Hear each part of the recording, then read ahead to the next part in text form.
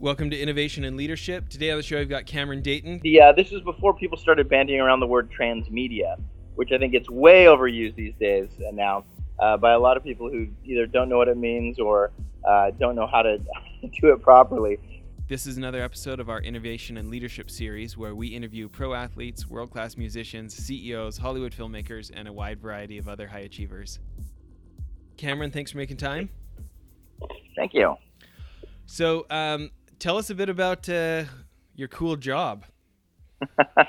Well, I'm currently creative director at Sledgehammer Games. They're a partner with Activision, and I'm working on the next Call of Duty game.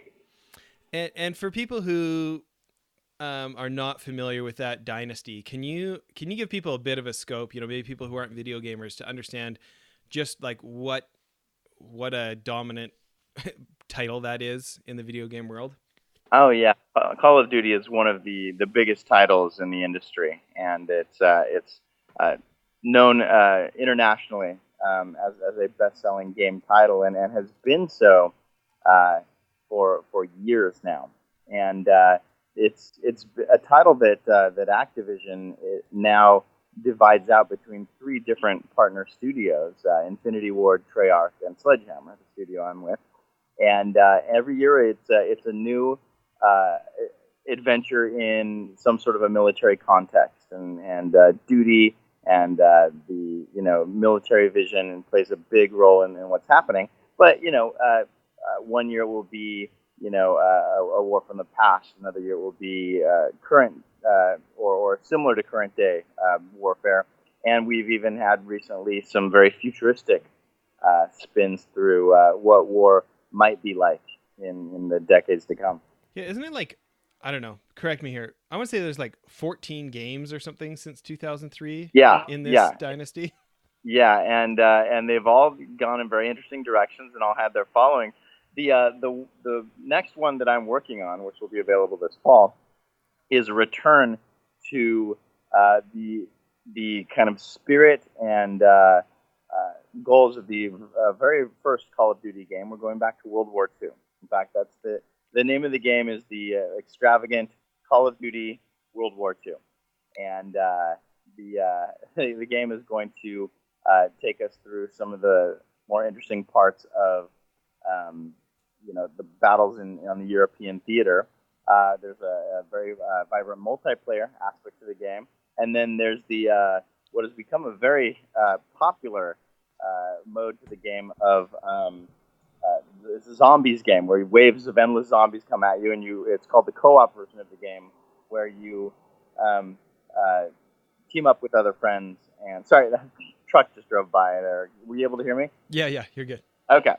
And I've bbeen focused on the zombies mode, which has been a lot of fun. Is taking this all within the World War II context, and how does horror work in that mode, and how does that play into what's going on in the greater game? So it's been a lot of fun, and we're seeing an enormous fan response. People are very excited to get back to a game they remember playing 10 years ago. A lot of people have dropped off in the intervening years, and we're predicting very big things for this game.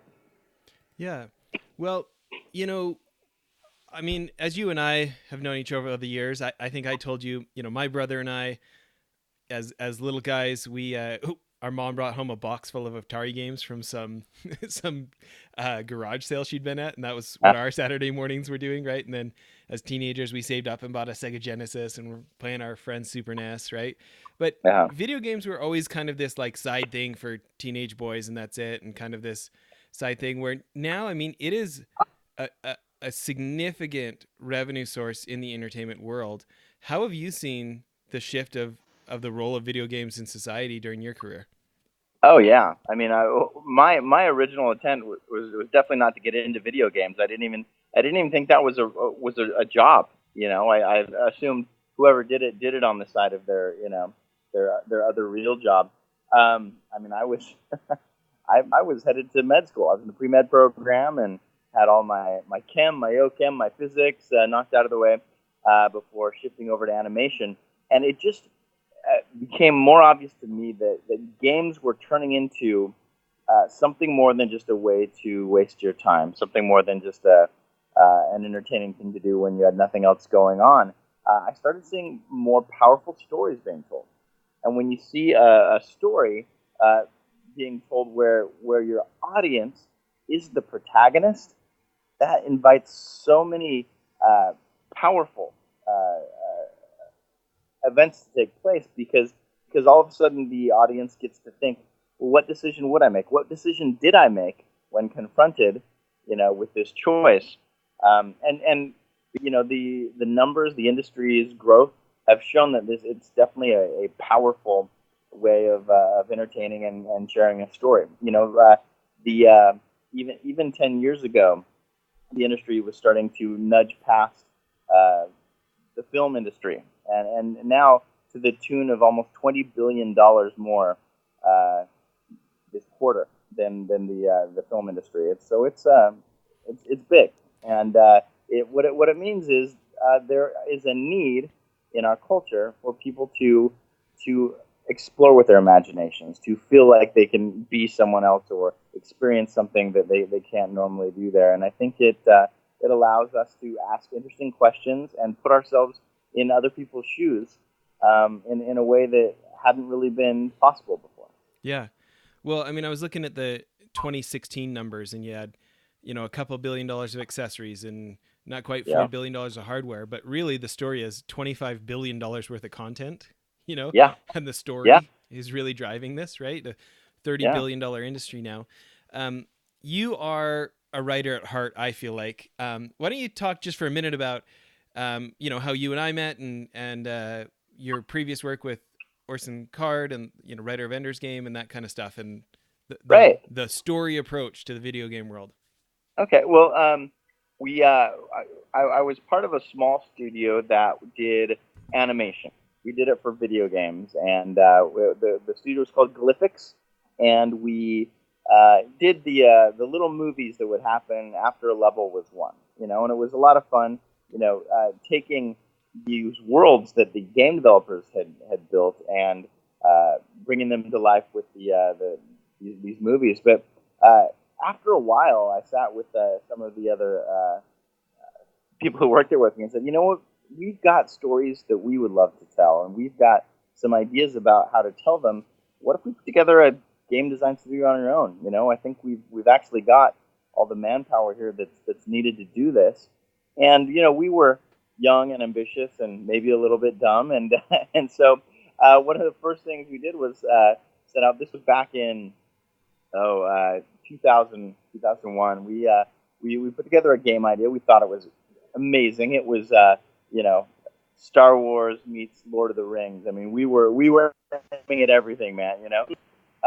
And so we said, well, if we want to have somebody write this with us, let's see who we can get to join us from the biggest ranks ever. Why not shoot for the stars? So we'd all reading Ender's Game, loved that book, and so sent a letter off to Scott Card to see if he'd be interested in this. And we were not a studio that had a lot of clout or any big titles under our belt, but for some reason, something in the story pitch that we put together struck a chord with Scott, and he replied back. He actually got back to us and was interested, and he flew out to our little studio in Provo, Utah, and we got writing, and we kind of jammed on some of the story and creative ideas for a game that was called Advent Rising. It came out on the Xbox, and there was a lot of excitement about it. It was a very ambitious title for a new little studio.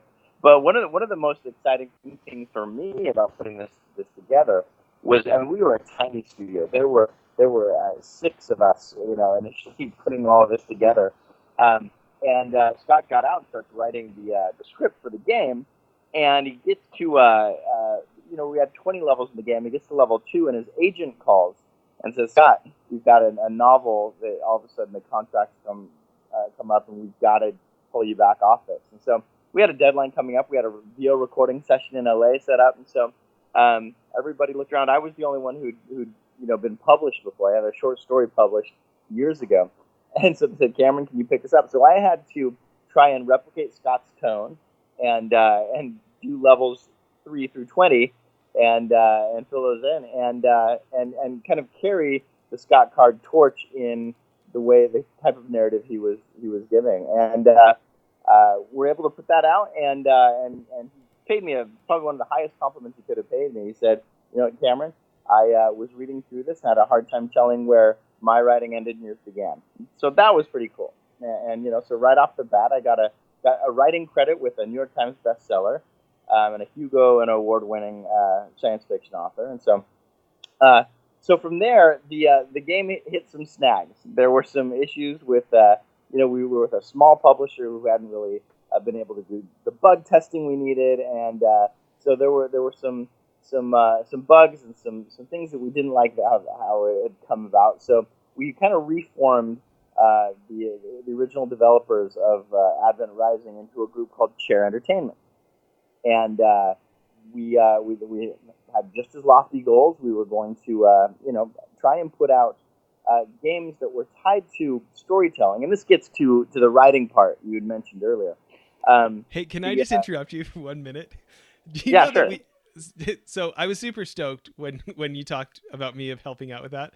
Did you know we made it onto Wikipedia for what? It was under development, that the Ender's Game video game was under development by Chair? I didn't know that, actually. Yeah. I just saw that. Sorry. Yeah. Keep going. So fine. Sorry, keep going. Okay, so let's see where we're. So yeah, so this Chair Entertainment, we liked the idea of creating a studio that could create a game, but it could also handle the publishing of a novel, short stories, comic books, TV, movies. But the studio would have creative control over all of those things, so that they felt consistent. And this is before people started bandying around the word transmedia, which I think gets way overused these days now by a lot of people who either don't know what it means or don't know how to do it properly. But it was really what we were trying to do, was a studio that kept that concept rolling. And so we had an idea that we pushed with Scott Card. He wrote a book called Empire, and we were going to push. We got the movie rights purchased. We got a comic deal going, and we just couldn't get anybody to bite on the game idea. And so we kind of looked back and forth on how to do this. We wanted to do a big AAA game, and in the end, with the remaining assets and resources we have, we realized, this new thing that everybody's excited about are these little downloadable games on Xbox Live. These games that they don't print them on a disc, they don't sell them at Walmart. They're just available online, and so why don't we take our idea and put it into a simpler type of game and make it available as an Xbox Live download? So that game was called Shadow Complex, and it was our first foray into this transmedia, where the novel tied into it. The game won some awards, was pretty popular, and it kind of gave us a taste for making these smaller, more compact games. We did a couple more that were kind of in that category, and the entire time had been using the Unreal Engine, which is a fantastic tool created by a studio called Epic Games, and they made, of course, the Unreal game that everybody loved back in the 90s.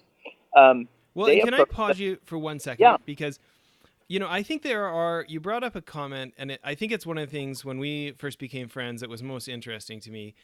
In the industry, a lot of people talk about transmedia, but I don't know that everybody else understands this concept. Can you talk about just, the idea of a story is key, and being able to talk about it, continue a story across multiple platforms and have them interact with each other? Can you explain just what that definition is?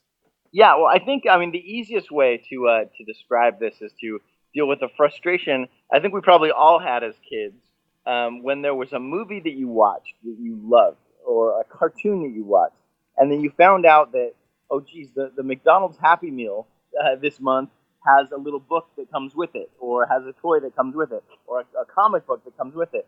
And you would read that or see that, and it would feel like it wasn't even part of the same story. Like, obviously had been shipped off to some other little, art house that was completely disconnected, and you could tell that the person who wrote it was less familiar with the franchise than you were as somebody who loves it. And you kind of expected this world that you as a child would place your imagination in for it to exist in some imagined creative place. And so all of the elements of it, all of the branches of it, all the media that represented it should have that same feel, right? And I really think that it was the sort of thing that Star Wars gave us the very first sense of, because you felt like if you watched a Star Wars movie or watched a Star Wars cartoon or got the Star Wars Happy Meal, R2D2 was always R2D2, and the Force was the Force. And if you talked about a Kessel Run in one of these stories, it would be the same thing they were talking about in the other one. Yeah. And for us, it seems so the right way to do things seems so simple. Well, of course, these imaginary worlds have to be quote unquote real or true to somebody who's controlling these things. But sadly, a lot of franchises just didn't and don't take that seriously. So the idea of transmedia is this: that your core story, your core narrative, is connected and exists from a comic book to a novel to a TV series to a movie to a video game, and the best, most interesting way of doing that is having them all lean into each other. Yeah. What I mean is, if your video game refers to some, interplanetary rebellion, where the Flurgians were attacked. Well, in your comic book, there's an actual Flurgian there, and he's got some scars, and he says, "Oh, those were some bad days," and the Schmozians were just unforgivable. And then in the TV series, there's a Schmozian who's actually going against type, and he's actually a nice guy. So I just love that. Awesome science fiction words, but that's the idea behind transmedia, is that this imaginary world exists and is consistent across platforms and is self-referential across platforms. Well, and I want to talk about this because, well, for starters, it's really funny for me. My last episode we just recorded this morning is with a guy from Boeing. We're talking about, lean tools for manufacturing, right? And on this episode we use the word schmergians in a sentence. So I really like that. But yeah, you'll most conversations with me involve made up words. Right. But no, I think it's what's so attractive. I mean, when you guys recruited me to come explore this idea of, making the Ender's Game video game after the Harrison Ford movie had come out and Scott Card had given you the rights to it and stuff. To me, I was fascinated with what you had done at, arguably the biggest, maybe it's not, but it seems like the biggest video game in the world, World of Warcraft, and the Twitter and that you were actually doing this. It wasn't just an idea. Can you talk about kind of like breaking some new ground and trying stuff out there? Right. Well, this actually is a good lean in towards Blizzard. I'll kind of tie this into where we were with our story. Yeah. So after with Chair, we made a game called Infinity Blade that was a big mobile game, a big hit. It was best-selling game 2007 on the iPhone.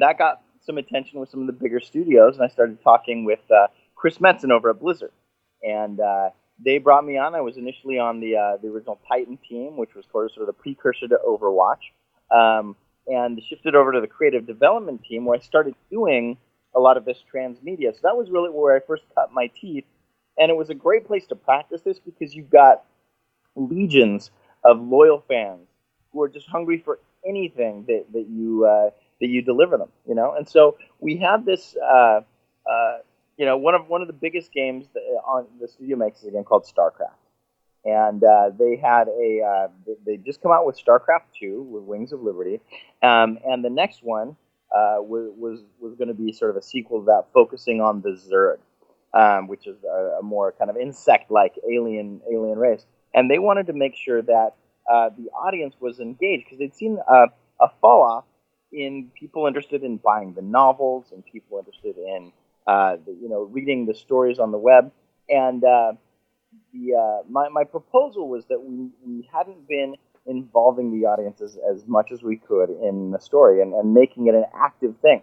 So I created a transmedia campaign for StarCraft 2, Heart of the Swarm is the name of the expansion, where I created several layers to this thing There was a Twitter narrative being told between several characters that were on this satellite planet doing research for the Dominion government.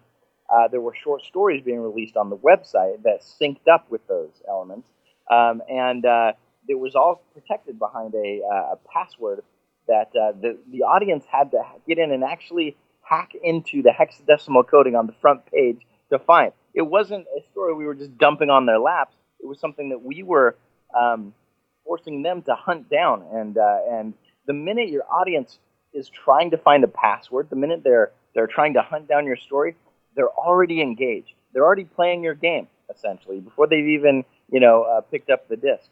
And so the campaign was a huge success. We didn't just double or triple the eyes on our stories and books. They went up 12,000%. It was an enormous response, and helped Blizzard to give more focus to that transmedia stuff. And you'll see some of those elements in what's being done with Overwatch today. Well, so, and I want to pause you there for 1 second, because tons of people listening today are not in the entertainment industry, right? But is there a lesson here? Is there an opportunity to think what can be extracted from my, maybe slightly more boring industry than inventing video games? But you're in a bureaucracy. Blizzard's got 5,000 staff. They got $1 billion of revenue, $1.1 billion revenue company, right? This is not two dudes in your garage. Like, you had to work out the bureaucracy. You had to get approvals, right? Yes. But from like a customer service standpoint, from a customer engagement standpoint, from our customers, we actually want to feel like they're in the family instead of just those people who buy our stuff. To me, I feel like there are lessons for other industries to think about. Can we have deeper engagement where we're inventing something that other people haven't done to have our customers feel like a part of our stuff instead of just the marks, just the people who are trying to get to buy it. Yes, and I think the key there is that involvement. The technology today allows us to talk directly to our customers, allows us to react to them. And, you hear the term agile a lot. I know you and I talked about agile business and what that means on on a business sense of being able to turn on a dime according to the, as you learn more about the tastes and needs of your audience. But that's also true on the narrative sense, on the stories you tell. It's very much like the oldest form of entertainment humanity has ever had, right? Which was telling a story to a group of people gathered around a campfire, and if you've ever told ghost stories with the Scouts or anything like that, you'll notice as you get into the story, certain elements will make them lean forward and will make their eyes go wide, and you'll see an excitement and you'll see smiles or frowns, and without even thinking about it, you adjust and adapt your story as you go to fit that audience. It's something we naturally do. So, an example, this Twitter story that we were telling to tens of thousands of fans out there who are following these characters. I gathered my entire creative dev team around, and each of them had a character. Just to interrupt there. So if people don't understand what you're saying, you guys are basically like pretending to be an orc and like have a fake Twitter account as a real Twitter account for a fake character. Yeah, exactly. It's really, and rather than orcs, this is science fiction. So we were, sharp-clawed aliens and telepaths, that sort of thing. But the idea is the same. We took on certain names and we described, okay, your character is going to be this. Like my buddy Robert Brooks, one of the great writers on the team. You are going to be an engineer, a StarCraft engineer, and you can talk about lifting the hood up on these ships, and you are a burly, no-nonsense guy. And then, my buddy Matt Burns, you are going to play, the scientific character who cares about nothing more than understanding the psychology of aliens, and so on and so forth with each of these characters. And so we would get online and we would tell a story. The idea was this: Twitter was our characters' way of radioing to each other, kind of our CB radios. And so I would, get on acting as one character and say, hey, we're having a leak in the duct on the on the central air conditioning shaft here. Can we send maintenance over there? And so some very like simple maintenance thing just to allow our audience to get into the mode and to follow us. And it was amazing, Jess. We saw, an initial, 5, 10,000 followers jump up to 20, 50,000 followers as they realized, whoa, these guys are telling a story to us live. And the best part, Jess, was that as we told the story, we could read the responses of the audience. Now, just like when you're doing a live play, you don't necessarily talk back to the audience. I mean, I guess you're a stand-up comedian with a heckler, but in this case, we didn't respond directly to what the audience said, but we read how they were liking certain characters. And in fact, there was one character that we had planned to die off, and one of these, as the aliens burst out and tried to escape, one of the characters was going to die. And we noticed this character didn't have a whole lot of interest. Like I had hoped it would be a funny character that people were really into, and it just kept falling flat. However, Robert Brooks' character, this no-nonsense engineer guy, he kind of become a out of the blue a big fan favorite. And so we did a little bit of a George Martin here, and we said, you know what? Let's switch. Let's kill him off instead and see what the fans do. And as we built towards this, and he gave his life. He locked himself in a room and let off a grenade so that the rest of the crew could escape. It was a beautiful, heroic death.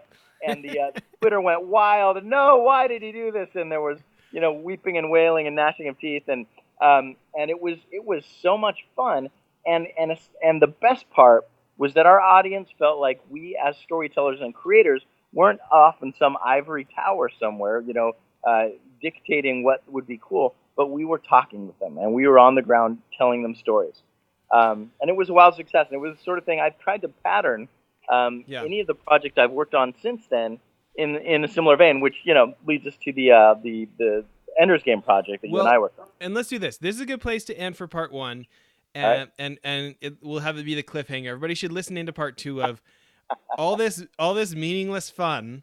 How does this turn into 12,000% increase, and what does that mean financially, and what can the rest of us who don't have jobs as cool as Cameron, what can we steal from this for our career? So please tune into our next episode, and we'll get the secrets out of Cameron here. So thanks.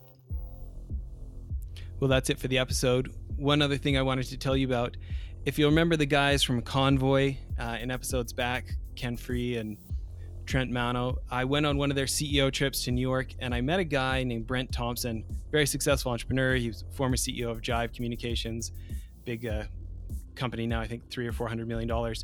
Anyways, he started a new company called blipbillboards.com. I'm super stoked they're a sponsor now. But I remember a year and some ago when I met him, I thought it was genius. Instead of having to buy 6 months or a year's worth of billboard for thousands of dollars, you can buy 8 seconds at a time for like 10 or 20 cents. You pick what billboard you want it on, what time of day you want it to run, and it just puts so much power in the hands of marketers and CEOs who want to try something and see if it works. You can buy as many or as few as you want, change it as many times as you want. I think now our podcast is being advertised on billboards in like 18 different states because we have these guys as sponsors. We're pretty excited about it. Hope you check out blipbillboards.com. Thanks.